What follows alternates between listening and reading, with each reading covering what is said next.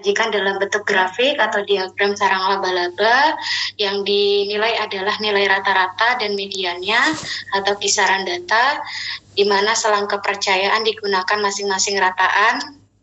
Contoh, kemudian membandingkan rataan dua contoh. Apabila dia perlakuannya 2, berarti dilakukan uji T.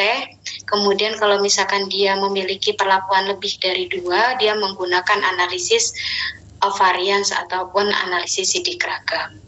Kemudian di sini contohnya misalkan penambahan starter kefir terhadap mutu hedonik gitu ya. Parameter yang diamati adalah aroma, rasa, tekstur, warna, dan overall. Contohnya misalkan ada 20 panelis, nah tinggal di nilai rata-rata gitu ya, dari perlakuan kefir 5%, 7%, dan 9%. Nah, ini adalah nilai rataan yang sudah di input menggunakan Excel. Misalkan bisa seperti itu, tinggal average. Ya, misalkan contohnya misalkan ini. Ada contoh nggak ya? Hedonic spider. Nah, misalkan ini nilainya ya, tinggal dijumlah. Kode sampel 15523, kemudian 23554, kemudian 46537. Kemudian tinggal dinilai rata-ratakan, berarti 23 bagi 10 panelis, kemudian 54 dibagi 10 panelis, hasilnya 5,4, kemudian 37 dibagi banyaknya panelis, yaitu 10, berarti 3,7. Nah, ini sama datanya didapatkan dari nilai rata-rata. Ya, jadi nggak usah bingung. Ini 3,21 dari mana? Dapat dari nilai rata-rata. Kemudian kalian bisa bantu menggunakan Excel gitu ya untuk pembuatan sarang laba-labanya atau spider web. Nah, gimana caranya, Bu? Ya, sama seperti kalian membuat itu. Yang pertama itu lo buat grafik. Acara pertama yaitu acara apa ya? Yang pertama saya lupa. Uji cicip dasar kalau nggak salah. Nah, itu sama seperti itu gitu ya. Menggunakan insert. Nah, ini misalkan nilai rata-ratanya. Nah, tinggal dilihat rasa kode 155 memiliki nilai rataan berapa, aroma juga berapa, penampilan juga berapa, misalkan seperti itu. Tinggal di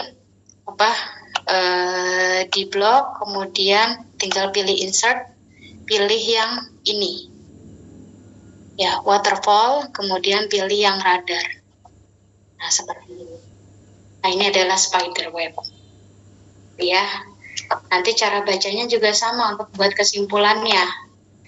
Yang semakin dalam berarti dia semakin yang disukai, yang semakin luar dia yang tidak disukai ya. Berarti yang disukai adalah kefir 5%, warna oranye yang paling dalam ya, dari segi rasa, dari segi tekstur, dari segi warna, dari segi overall aroma.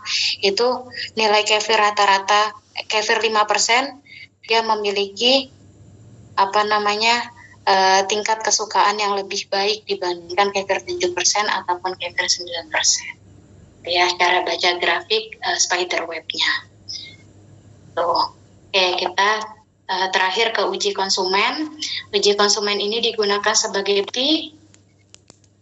sebagai alat yang efektif dalam upaya pengembangan produk atau jasa yang akan dijual dalam jumlah yang lebih besar. Ini biasanya digunakan oleh perusahaan pengolahan pangan gitu ya, untuk menguji apakah pangan tersebut bisa diterima atau tidak. Kemudian berguna sebagai masukan dan bahan pertimbangan bagi produsen untuk menaikkan harga gitu ya. Juga bisa suatu produk berdasarkan informasi yang telah diperoleh secara tepat. Kemudian panelis, konsumen biasanya terdiri dari 30 sampai 100 atau bisa sampai 1000 tergantung dari keinginan si pengujinya atau penelitinya ya, atau dari target pemasaran suatu komoditas. Uji sensori dalam pengujian, bisa misalkan mengamati warna, rasa, aroma, tekstur, kesukaan, itu bisa ya. Kemudian ada 6 kategori untuk uji konsumen berdasarkan tujuan pelaksanaan, mulai dari pemeliharaan produk, kemudian pengembangan produk, penilaian potensialnya terhadap pasar seperti apa, kemudian pengembangan produk yang akan dimodifikasi atau pengembangan produk baru, kemudian ditinjau dari pengembangan produk baru tersebut, kemudian bisa kita klaim berdasarkan hasil pengamatan uji konsumen tadi. Gitu ya. Oke, selesai untuk kuliahnya hari ini. Ada yang mau ditanyakan untuk materinya ini dulu?